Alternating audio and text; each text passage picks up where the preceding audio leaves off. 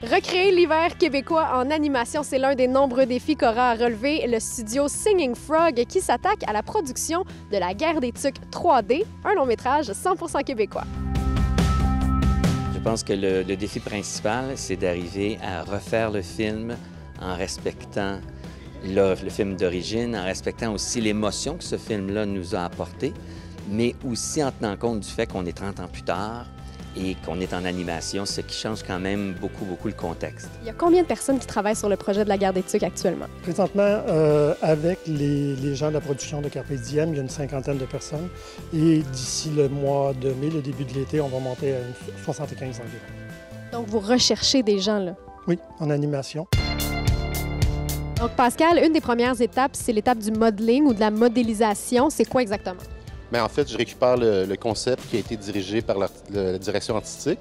Le concept, c'est l'interprétation du sketch qui était vraiment préliminaire du directeur artistique.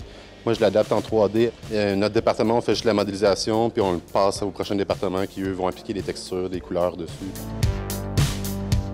One of the first processes that we go through is taking the model that's been created and unwrapping it, so it's flattening it out into 2D space, which allows us to paint on top of it. And so then those textures come through and they're assigned to the model. Le style de notre directeur artistique, Phil, est un style, quand il dessine ses illustrations, sont très échevelées. Et ça, je voulais ça. Alors, on est à l'étape du rigging. C'est déterminer une ossature, finalement, au personnage? Oui, en fait, à l'intérieur du rig, on place l'ossature qui va permettre de déterminer où est-ce que nos jointures sont, comment est-ce que le corps du personnage va réagir lors de l'animation. Même en animation, il y a ce qu'on appelle du acting. Il faut faire jouer les acteurs, il faut qu'ils aient la bonne intention. Le travail d'un animateur commence souvent avec des références vidéo qui sont soit faites par l'animateur lui-même. Quand on a la chance, comme dans notre projet, on a engagé des comédiens.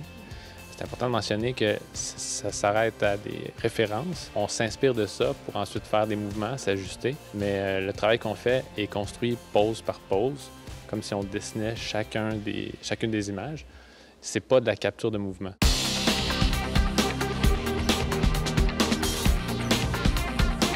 En termes de long métrage, d'animation, nous, on pense tout de suite aux géants américains, à ce qui se fait du côté de chez Pixar, par exemple, mais vous vouliez pas faire un film à la Pixar, justement. Non.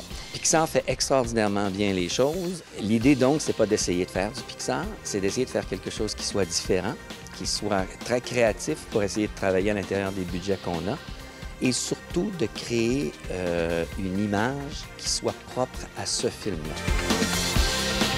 Si tout va bien, le film devrait sortir en décembre 2015, mais si vous êtes des vrais fans, pour patienter un peu, vous pouvez vous rendre sur la boutique virtuelle en ligne et vous procurer un des nombreux objets liés au film, comme la tuque officielle du long-métrage.